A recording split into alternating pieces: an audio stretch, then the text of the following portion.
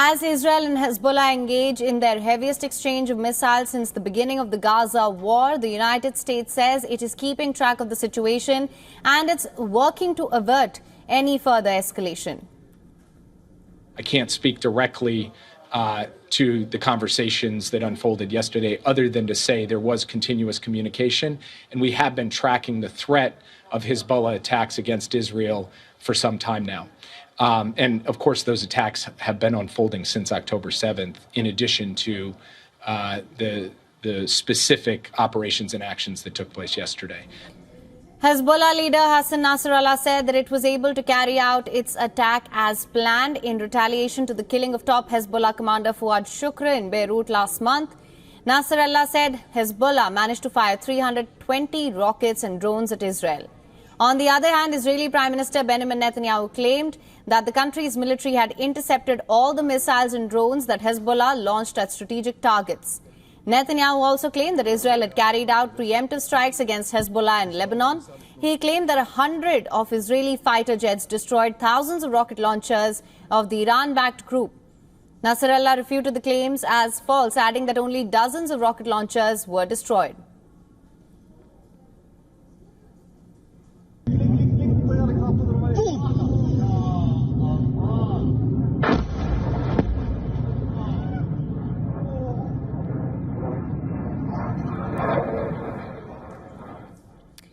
Meanwhile, the United States has cleared that it was not involved in the strikes in Lebanon or shooting down incoming projectiles.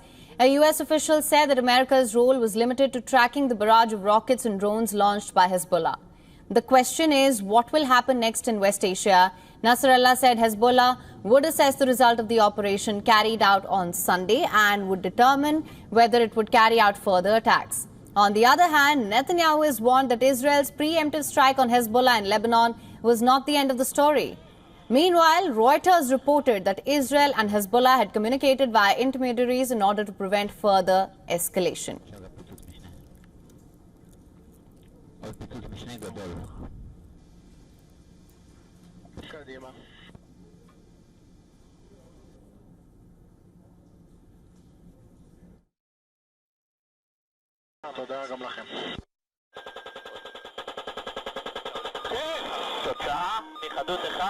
שתי פגיעות טובות.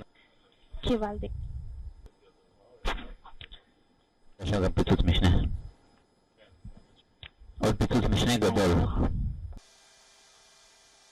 קדימה.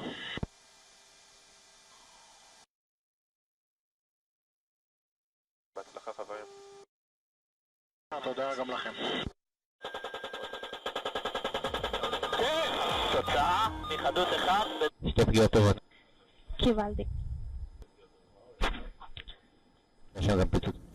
As Israel and Hezbollah engage in their heaviest exchange of missiles since the beginning of the Gaza war, the United States has said that it is keeping track of the situation and in fact is working to avert any further escalation.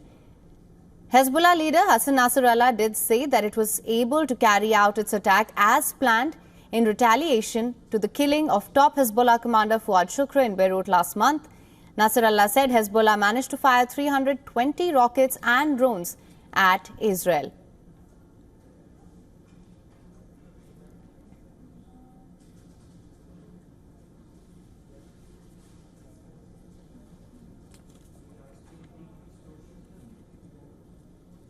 All right, joining us on the broadcast, we now have with us Alan Aoun, member of the Lebanese Parliament and member of the Defense Committee. Sir, thank you for joining us. We have seen statements coming from both sides that the recent strikes are not the end of the matter. Hassan Nasrallah also said that they will assess the damage to the Israeli strikes to plan for another phase if it's required. That being said, what do you think will happen going forward? Do you think both sides are now going to look at possible de-escalation in the region? Well, I think that we have overcome a major milestone, which was the retaliation on the latest assassination and the strike of the southern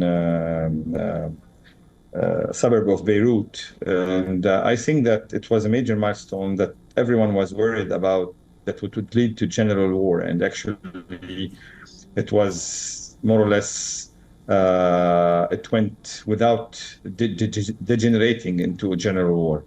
So this give us more assurances about the next phase. Although we know that the war is not finished and everyone is keeping the psychological war ongoing, but at the same time, it seems that everyone also is taking all restraints possible in order not to lead to an escalation that would lead to a generalized war like everyone was fearing. So despite everything that was said, I hope that this page that was just turned yesterday was a positive development in terms of containing the war and keeping it under the rules of engagement that were already ongoing in this House and that were lately jeopardized by the latest attack on the suburb of Beirut. All right. So you said that both sides are keeping the psychological war ongoing, but largely things are contained at the moment. That being said, how do you assess Iran's involvement in the latest flare-up? For Iran, everyone is expecting the retaliation of Iran for the assassination of Ismail Haniyeh. Of course, Iran is a major support of all the for Hamas, for Hezbollah, for the Houthis, for everyone. So they are involved somehow in this war ongoing today and supporting Gaza. But at the same time, they have also their own retaliation that they were talking about doing for the assassination of Haniyeh. So also everyone is today, the eyes are on Iran for what will happen. And if the race for the ceasefire that the US is trying to push forward will be faster than this retaliation and eventually any consequences for the retaliation that could lead to generalized conflict. All right. Mr. Anand, thank you so much for joining us on WION World as One with your insights on this. Thank you. For latest news, download the WION app and subscribe to our YouTube channel.